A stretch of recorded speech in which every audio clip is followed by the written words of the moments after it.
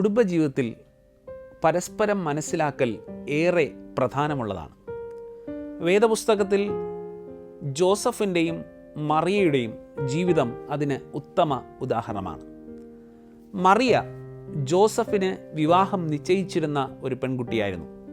എന്നാൽ പരിശുദ്ധാത്മാവിനാൽ മറിയ ഗർഭം ധരിക്കുന്നുണ്ട്. ഈ സാഹചര്യത്തിൽ പരിശുദ്ധാത്മാവ് ജോസഫിനോടും സംസാരിക്കുന്നുണ്ട്. ഈ പരിശുദ്ധാത്മാവ് കമ്മ്യൂണിക്കേറ്റ് ചെയ്ത ആ സന്ദേശം മനസ്സിലാക്കുകയും മറിയയുടെ അവസ്ഥ മനസ്സിലാക്കുകയും ആ മറിയെ ചേർത്തുകൊള്ളുവാനും ജോസഫ് തയ്യാറായി എന്നുള്ളതാണ്. മറിയെ മനസ്സിലാക്കി മറിയെ ചേർക്കാൻ ജോസഫ് ഒരിക്കലും പിന്നോട്ട് പോയില്ല. നമ്മുടെ കുടുംബത്തിൽ നമ്മുടെ കൂടെയുള്ള കുടുംബാംഗങ്ങളുടെ പ്രത്യേകിച്ച് നമ്മുടെ ഒപ്പമുള്ള ഭാര്യയുടെ, ഭർത്താവിൻ്റെ മനസ്സിനെ മനസ്സിലാക്കാൻ നമുക്കോരോരുത്തർക്കും കഴിയണം. അത് ജീവിതത്തിൽ, പ്രത്യേകിച്ച് ദാമ്പത്യ ജീവിതത്തിൽ ഏറെ പ്രാധാന്യമുള്ളതാണ്. അവരെ ഒന്ന് മനസ്സിലാക്കാൻ, ചേർത്ത് പിടിക്കാൻ, അവരുടെ അവസ്ഥയെ തിരിച്ചറിയാൻ കഴിയുമ്പോഴാണ് കുടുംബജീവിതത്തിന് മൂല്യമുണ്ടാകുന്നത്, നിറമുണ്ടാകുന്നത് എന്നുള്ളത് ഏറെ പ്രധാനപ്പെട്ട ഒരു കാര്യം.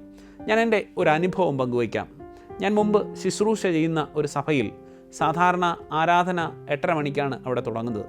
അതിനു മുമ്പ് ആലയത്തിൽ നിന്ന് നോക്കിയാൽ താഴെ നിന്ന് ഇങ്ങനെ ആൾക്കാർ വരുന്നത് കാണാൻ പറ്റും. ഒരല്പം ഉയർന്ന സ്ഥലമാണ് ആ ദേവാലയം. അപ്പോൾ സ്ഥിരമായി ഞാൻ കാണുന്ന ഒരു കാഴ്ചയാണ് ഒരു അപ്പച്ചനും അമ്മച്ചിയും കൂടെ 2 പേര് ദേവാലയത്തിലേക്ക് വരുന്ന ഒരു കാഴ്ച.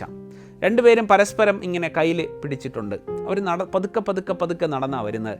നടക്കുമ്പോൾ ഒരാൾ കൈവിട്ടാൽ അടുത്ത ആൾ വീണു പോവും. ഇതാണ് അവസ്ഥ. അപ്പോൾ 2 പേരും മുറുകെ പിടിച്ചിട്ടുണ്ട്. ഒരു വല്ലാത്തൊരു ബോണ്ടേജ് അവർ തമ്മിലുണ്ട് എന്നെനിക്ക് കാണുമ്പോൾ തന്നെ മനസ്സിലാക്കാനായിട്ട് സാധിച്ചു. തീർച്ചയായും ഈ ഒരു കാഴ്ച ഏറെ രസകരമായ ഒരു കാഴ്ച കൂടെയാണ്. കാരണം ഇവർ 2 പേരും ഇങ്ങനെ പതുക്കെ കാര്യം പറഞ്ഞ് നടന്നു വരുന്നത് കാണാനൊരു രസമാണ്. അപ്പോൾ എന്തായിരുന്നാലും ഒരു ദിവസം അപ്പച്ചൻ പള്ളിയിൽ വന്നു. ആരാധനയെല്ലാം കഴിഞ്ഞു. ഞാൻ ആരാധന കഴിഞ്ഞ് ബെഞ്ചുകൾക്കിടയിലൂടെ നടന്ന് പള്ളിയുടെ മുൻഭാഗത്തേക്ക് പോയി ആൾക്കാരെയൊക്കെ കണ്ടൊന്ന് വിഷ് ചെയ്തു സംസാരിക്കുന്നതിനിടയിൽ അപ്പച്ചൻ തൊട്ടടുത്ത് നിൽക്കുന്നത് കണ്ടു. അപ്പോൾ അപ്പച്ചനോട് രസമായിട്ട് ഞാനൊരു ചോദ്യം ചോദിച്ചു. അപ്പച്ച, പണ്ട് ഈ അമ്മച്ചിയൊക്കെ കണ്ടപ്പോൾ അപ്പച്ചൻ ഐ ലവ് യു എന്ന് പറഞ്ഞിട്ടുണ്ടോ? അപ്പച്ചൻ എന്നെ ഇങ്ങനെ ഒരു നോട്ടം നോക്കിയിട്ട് അപ്പച്ചൻ ഇങ്ങനെ ആയിരിക്കും ചിന്തിച്ചത്, അച്ഛൻ്റെ പ്രായം കൊണ്ടായിരിക്കും ഈ ചോദ്യം എന്നോട് ചോദിക്കുന്നതെന്നായിരിക്കും അപ്പച്ചൻ ചിന്തിച്ച്. എന്താണെന്നറിയില്ല. പക്ഷേ ആ മനുഷ്യൻ ഒരു ദീർഘശ്വാസം വലിച്ചു വിട്ടിട്ട് എന്നോട് പറഞ്ഞു, അച്ഛാ, ഞാൻ അവളോട് ഐ ലവ് യു എന്നൊന്നും പറഞ്ഞിട്ടില്ല. അവളും എന്നോട് ആ സാധനം പറഞ്ഞിട്ടില്ല. പക്ഷേ അവൾക്ക് എന്നെ അറിയാം, എനിക്ക് അവളെ അറിയാം. അത്രേ ഞങ്ങൾക്ക് അറിയാവൂ. ഞങ്ങളുടെ ജീവിതം അങ്ങനെ മുന്നോട്ട് പോകുന്നുണ്ട്. എന്നെ കേൾക്കുന്ന പ്രിയ മക്കളെ, നമ്മുടെ ജീവിതത്തിൽ, നമ്മുടെ ദാമ്പത്യ ജീവിതത്തിൽ പരസ്പരം ഇങ്ങനെ തിരിച്ചറിയാൻ കഴിയുന്ന എത്ര പേരുണ്ട്?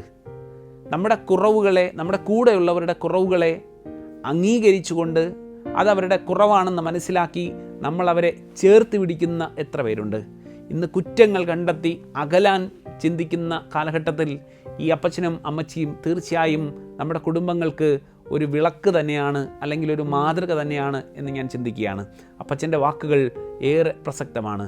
എനിക്ക് അവളെ അറിയാം, അവൾക്ക് എന്നെ അറിയാം. നമുക്കെത്ര പേർക്ക് അങ്ങനെ അറിയാനായിട്ട് പറ്റും? നമുക്കെത്ര പേർക്ക് നമ്മുടെ കൂടെയുള്ളവരെ, നമ്മുടെ വീട്ടിൽ താമസിക്കുന്നവരെ ഒന്ന് തിരിച്ചറിയാനായിട്ട് ശ്രമിച്ചാൽ മതി നമ്മുടെ പ്രശ്നങ്ങൾ പലതും മാറിപ്പോകാൻ. അങ്ങനെ ഒന്ന് തിരിച്ചറിയാൻ ശ്രമിക്കാം. നമ്മുടെ കുടുംബജീവിതങ്ങൾ അനുഗ്രഹിക്കപ്പെടട്ടെ. ആ ഒരു അനുഭവം ദൈവത്തിൽ നിന്നും നമുക്ക് പ്രാപിച്ചെടുക്കാം.